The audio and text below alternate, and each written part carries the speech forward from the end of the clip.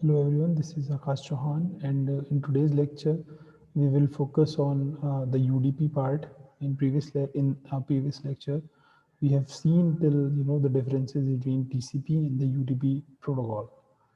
So as we have discussed that TCP is a connection oriented protocol, and whenever the packet or the segment will be reached to the destination, there has to be an acknowledgement of that packet. So in order to acknowledge the package from the destination to the source, the connection or the transmission of the data would be little slow, because if in case if there is a loss of the packet at the destination, then it is the responsibility of the sender to get the acknowledgement of not receiving from the server and retransmit that packet again.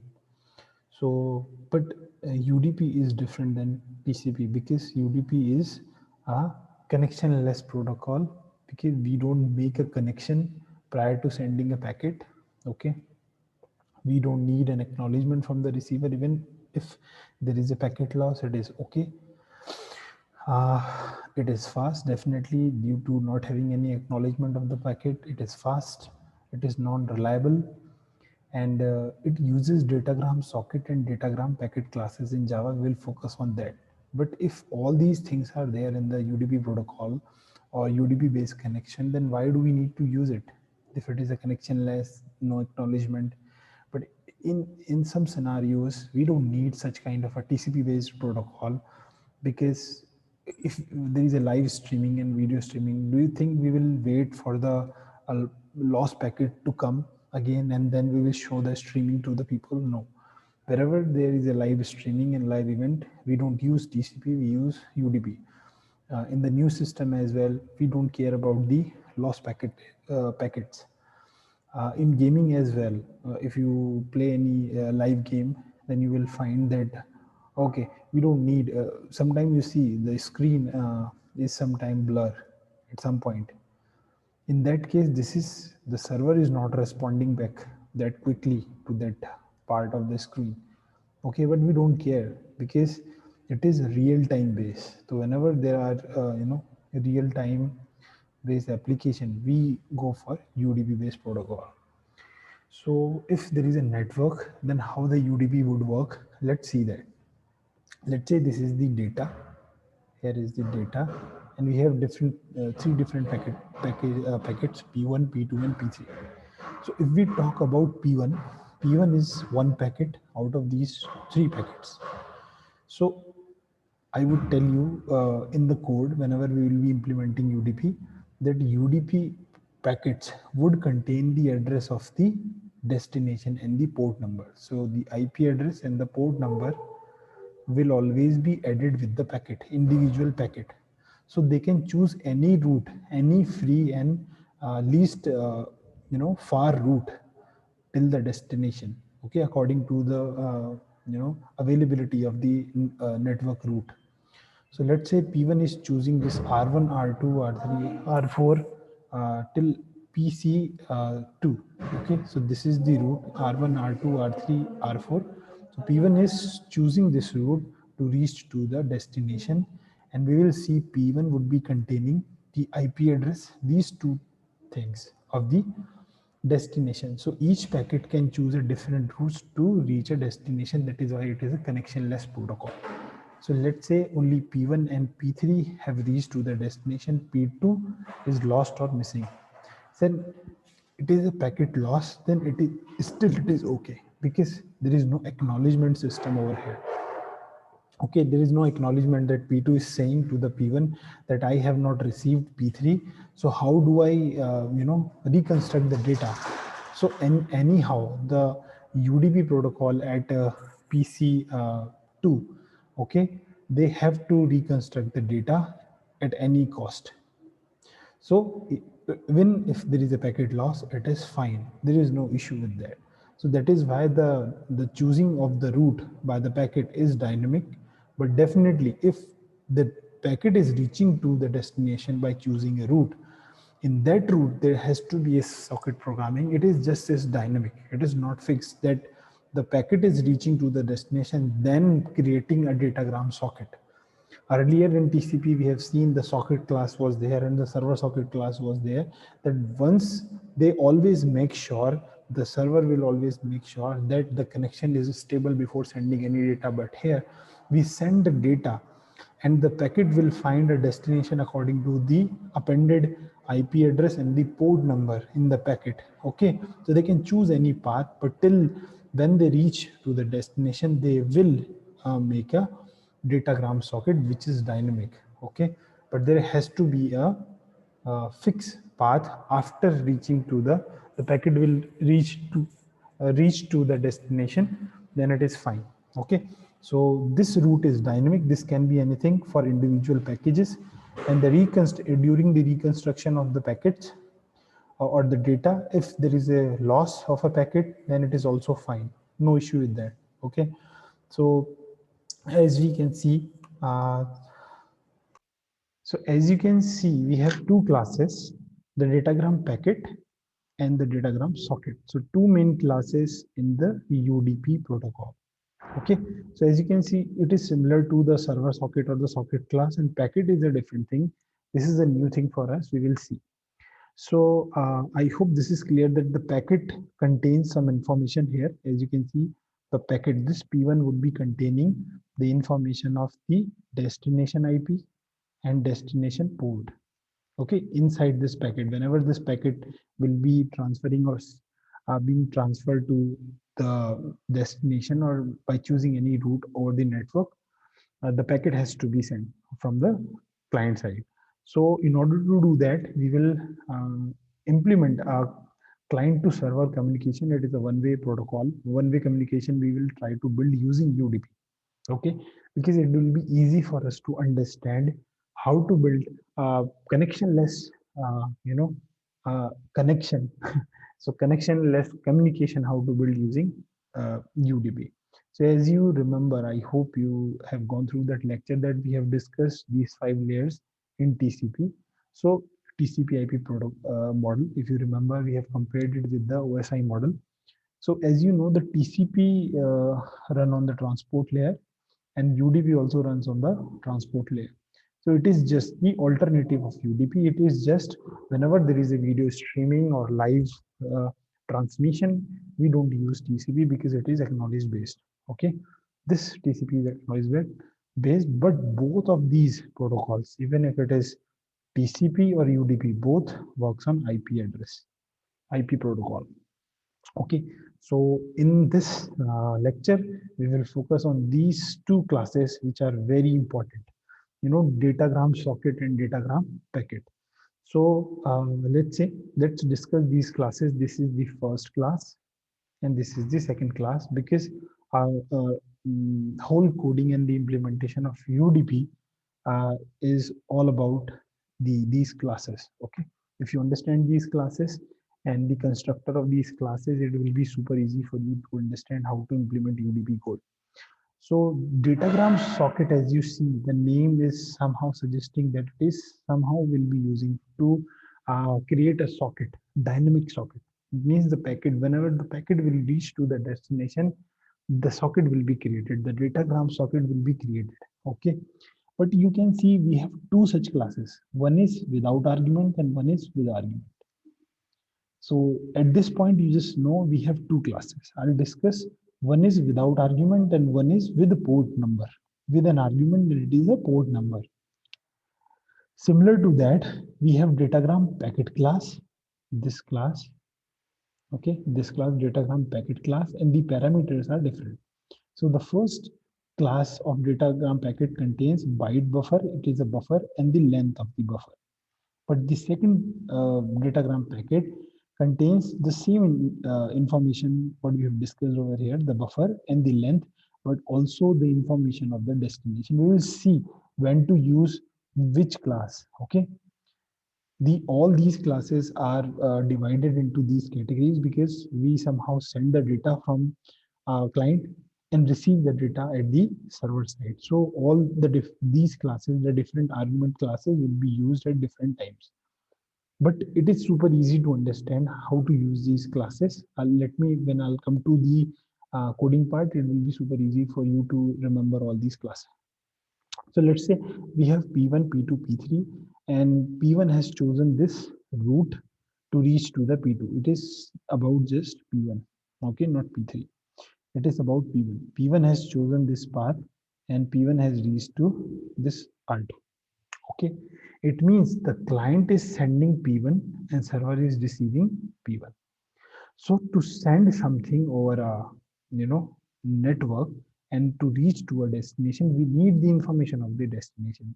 So if we need the information of the destination, then we have to use datagram packet with having all the information of the destination. So we have to use this class because it is containing the destination. It is not containing the destination and it is not made for the destination as well. So at the client side, let's first discuss about this first class, okay, datagram packet. So this byte data would be the buffer data in byte. Okay, you have to send some data. So P1 would be in byte format. Let's say its length is 20. So this length will be here 20. Okay, IP2 would be the IP address of the this system, and at which port this server UDP server .java would be running. Okay, earlier we have used client.java. Here UDP server or the UDP client, UDP client.java would be running. So client.java would be running here and UDP server would be running here. Both of these machines, PC1 and PC2, both would be supporting JDK, okay, and also JRE. Okay, I don't know, JDK. Okay, so both would be supporting Java environment. So this is about datagram packet. But what about this datagram socket? What is the role of this datagram socket? As I have mentioned that once the packet would reach to the destination, the very first thing is to build a connection using datagram socket. So we create an object of datagram socket, which is DS. DS would be the object. Let's say DS equal to new and datagram socket without argument we have used. So this object later on will be used to call this send method. Okay, this send method will be used, and this send method would somehow, this DP method would be passed to this send method, because in this datagram socket you have to pass the information of your datagram packet, because each packet is containing the destination information. Whenever you send a packet, you have to use ds.send. Similar to that, you have to receive this, the same, we will see what kind of object will be there, but definitely there has to be a receiving method in which some kind of data packet would be received. But what kind of a packet? The packet would be of, let's say, the transmission of the packet. This this is the buffer, let's say, and the client is writing on this buffer and the server is reading from that buffer. So I know that the packet is transmitted to this buffer. Okay, so it is the responsibility of the server to receive this data. But once the packet would reach to the server, do you think we need these argument in the packet? We have to receive, because we have to create a packet to receive a data. So we simply need these two information.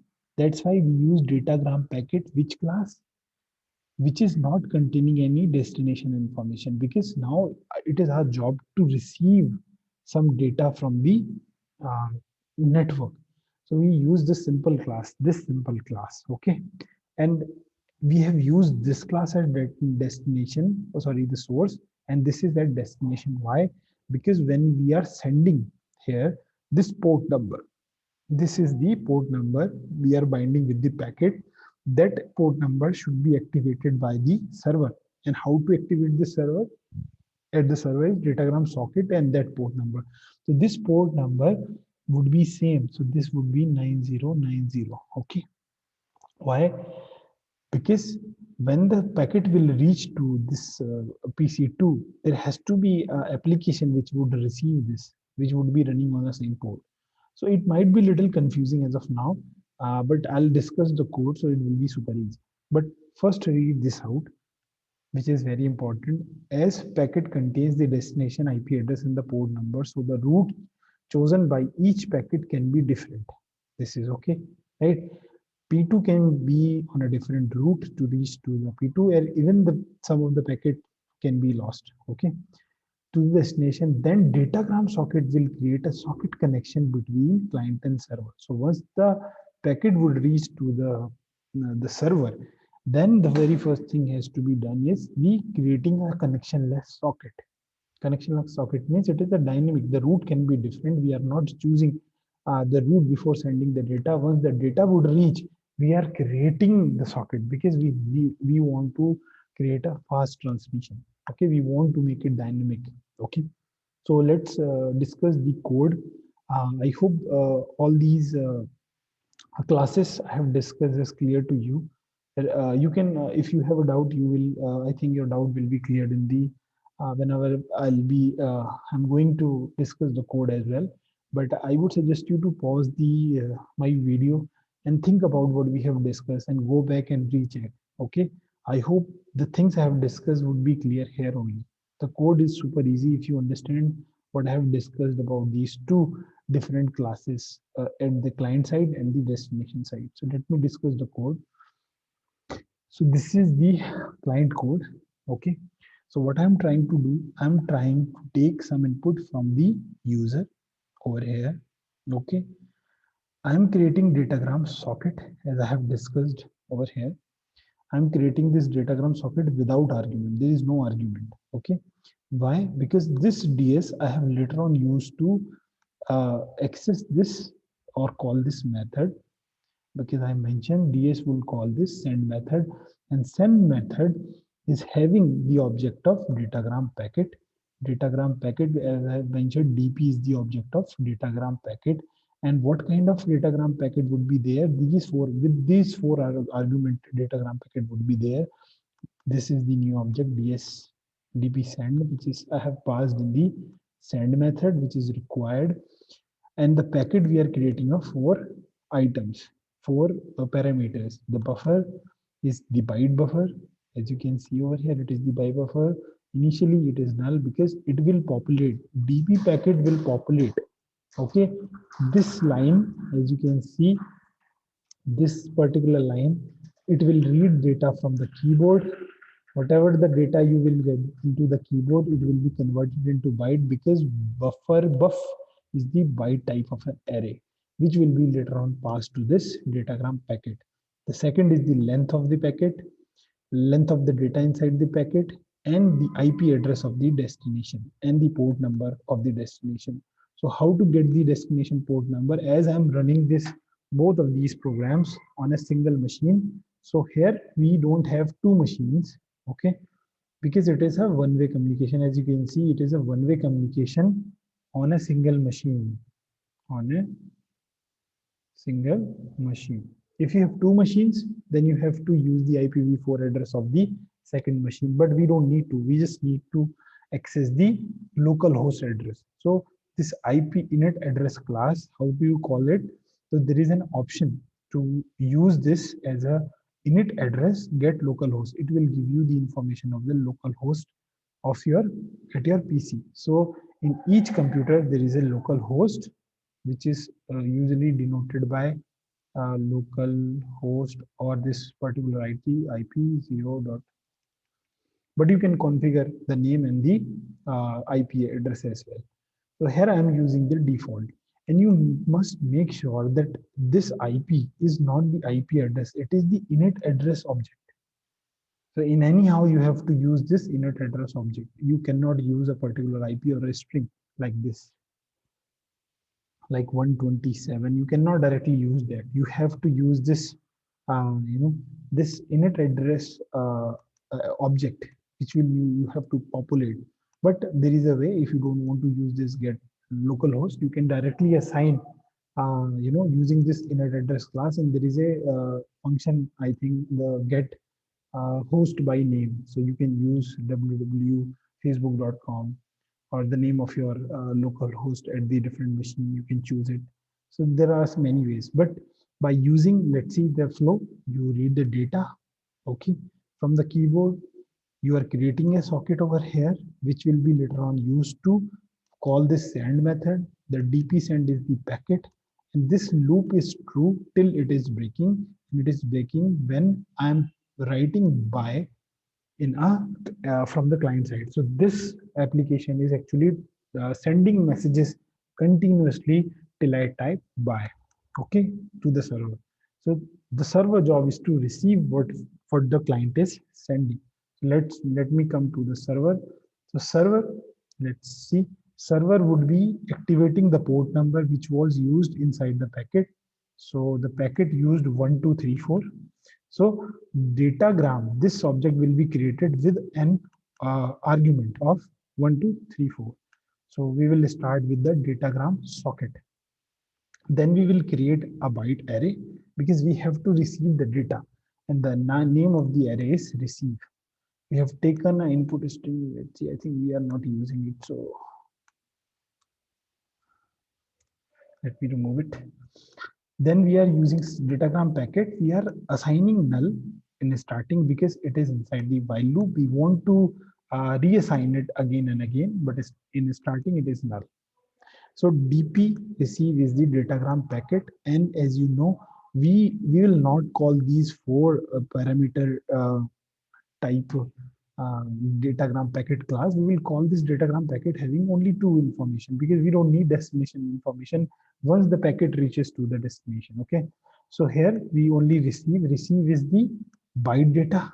It is the byte array and the length of the array. So what is the job of this datagram packet would be to populate this array. So once this will be executed, this object will be created, and once you execute ds.receive, ds is the datagram socket on this port, right? Once you call this receive method, the data will be populated inside dp receive packet, and ultimately it will populate this array. It means the data is inside the receive. But as you can see, this is the byte, and if we want to print something, then we have to convert this byte into something, some in string. So I have created another method in which you pass the byte and it will return you some string. Okay, you can go through it. It is the string builder class in Java. It is returning in string builder, and it will once you receive this string builder, because it's returning a string builder, not simple string. So string builder provide you some methods like append, and is another method to string. So you can perform operation on string by creating a string builder through bytes. It is easy to create a string as well. If you simply write new string and pass these bytes into the string, this will also create the string, but you will not be able to perform these standard functions like string builder provides.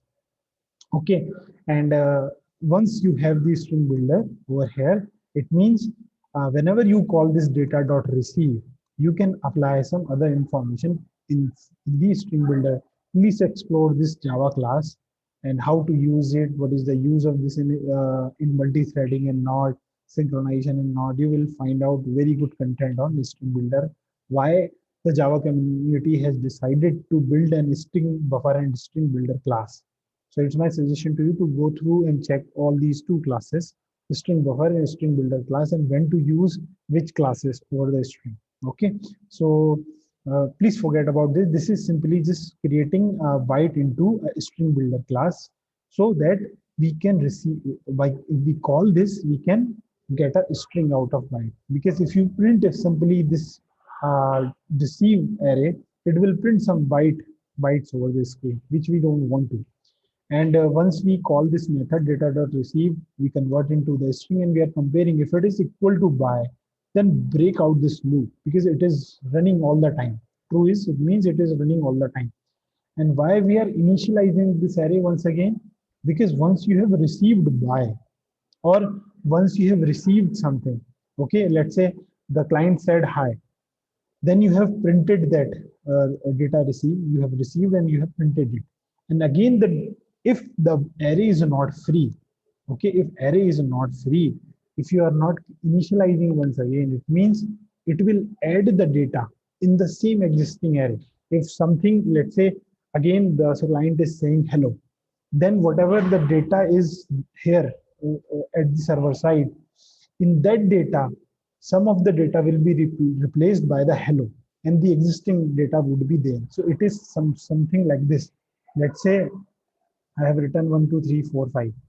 The client said to the client 1, 2, 3, 4, 5, and again it said 1, 2, 3. Let's say A, B, C. So the data would be at the server side would be A, B, C, 4, 5, because we are overwriting the existing array. So by initializing it once again, okay, by initializing it for each iteration, we are saying you keep sending the message and I will print the same message on that. Otherwise, it will overwrite whatever we receive. So we will see there is a chat box, one-way chat box from the client to server, and this is the way. To know more about this string builder and what is it is doing, it is simply getting the byte and appending those bytes and converting into the character and storing all the data into the string builder. So please go through string builder and string buffer class. Two classes are there, and you will find good content on that. Okay, so let me execute both of these programs. Okay, so let me pause and I'll open the terminal and then I'll get back to you. Okay. Okay, so here we have I have already created two classes of what we have discussed. Let me delete both of these. Okay, so we have client.java, what we have just discussed over here, and how to run it. I'll open the two terminal the same way because it's a one-way communication. Okay, I'll open two terminal. Okay, again, one more terminal. I need two terminals. Okay, at one terminal, I'll run client code, and at one, I'll run Java C client.java. Here I'll compile Java C server.java. So both are the programs have compiled. Now I run Java. I run the client program, and it is saying print something. But what I'll do, I'll also run Java server program. Okay, so it is waiting, and it is also waiting for me to write because it is reading from the keyboard. So if I write hello, so it is saying it is reached to the I'm saying how are you. This is just a one-way communication. The server is not responding back, and I simply write anything. But if I type Y, it will get out. At both the ends, it will be out of the system. So here it is out, and here it is also out because I have this constraint of this break statement, which is saying if you type by or if you receive any packet which is saying by, I'll I'll get out of this loop at the server side as well. And the client side is similar. If you type by, you send it, but after sending it, break out. It means take out from this program. So I hope this is clear. For some students, this might be confusing, but if you check out about these string builder and string buffer class and the utilization of these class in terms of calling these methods, the different methods we are calling, okay, and how the synchronization and the serialization, how these classes, the string builder classes would help us. You will definitely use these classes in your code as well. Okay, so I hope the things are clear. I think we are done with our unit first. I think if there is anything left, I'll check once again, but this is more or less we have done with our first unit. Uh, there is one program, it is the multi-threading program in the TCP that I'll cover in the practical as well. There is no theory, I think I need to cover in the class because there is no such syllabus. So only one practical is left. Two practicals are left. One is, this UDP practical, and the another one is whenever we have a single server and so many clients would like to connect with the server, and how they connect and can access the same service resides at the server side. So that would we will implement in the lab. So thank you so much for today's class. If you have any doubt, you can comment down below, or in the doubt sessions, we can discuss your doubts as well. So thank you so much and have a good day.